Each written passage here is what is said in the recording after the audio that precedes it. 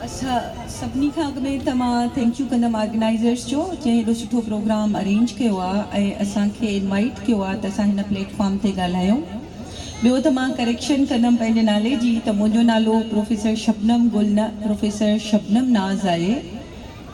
टियों त मां सिर्फ़ु एजुकेशन सां न आहियां, मुंहिंजी सुञाणप हिकिड़ी गाइनोकोलॉजिस्ट जी बि आहे।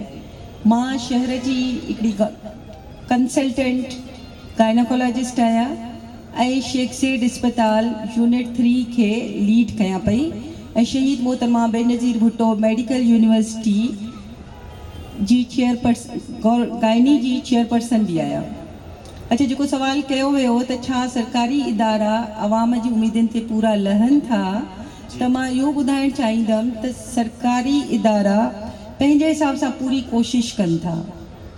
जेका गवर्नमेंट ऑफ पाकिस्तान आहे उहा अवाम खे जेका ख़िदमतूं फ़राहम करे थी उहा ॻोठनि ताईं करे थी through basic health units, rural health units, तालका hospitals and tertiary care hospitals. असांजी अवाम सरकारी अस्पतालनि में घटि वञे पई एज़ कंपेयर टू प्राइवेट। हो चाहिनि था त असांखे बर वक़्तु ट्रीटमेंट मिले।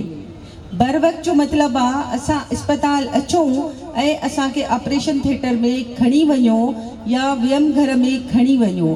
असांजी अवाम खे सोचणु घुरिजे त ऑपरेशन थिएटर जा कुझु प्रोटोकॉल्स आहिनि।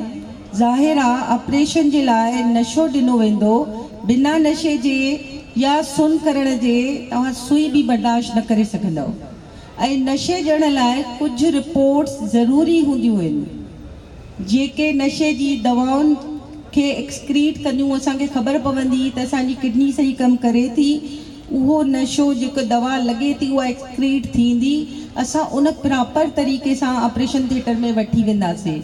अगरि ऑपरेशन थिएटर में हिकिड़ो ऑपरेशन हले थो ऐं उहो मरीज़ चवे थो त मुंहिंजो हाणे जो हाणे थिए, त असां जेको पहिरियों ऑपरेशन हले थो उनखे छा कयूं? छा असां उनखे कढी छॾियूं? छा असां उनजी ब्लड बंदि न कंदासीं? छा उनजो जेको ॿार मरे थो उनखे रोकियूं? त अवामी जेका क़ौम आहे उहा पोइ प्राइवेट न भॼे थी, उहा चाहे थी त असां इमीडिएटली ओॾे रिपोर्ट कयूं। पर गवर्नमेंट जेका अस्पतालूं आहिनि उहे पंहिंजी सिंसियरिटी सां अवाम जी लाइ ख़िदमत ॾियनि थियूं। जेके डॉक्टर्स आहिनि 24 कलाक एमरजेंसी में वेठियूं आहिनि।